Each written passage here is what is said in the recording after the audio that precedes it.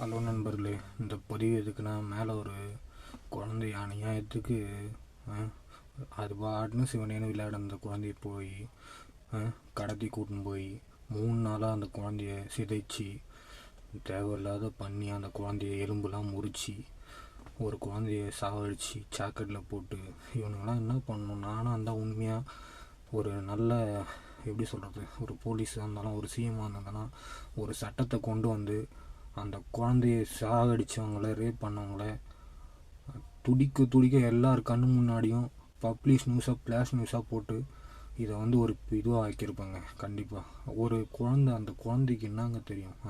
எவ்வளோ கஷ்டப்பட்டுருக்கோம். அது அப்படின்னு ஒன்று என்னானே தெரியாது. அதை கடத்தி அந்த குழந்தைய சாக்கடையில் எனக்கே அப்படியே கண்ணெலாம் கலங்குதுங்க. ஆனால் உண்மையாக வந்து இப்படி ஒரு சட்டம் போட்டால் தான் வந்து குழந்தை மேலே கை வைக்கிறதுக்கே யோசிக்கணும். ஓகேங்களா? சிட்டா படத்தை பார்த்துலாம் இவனுங்களாம் திருந்தணுங்க. எனக்கு அப்படியே என்ன அப்படிலாம் தோணுதுங்க.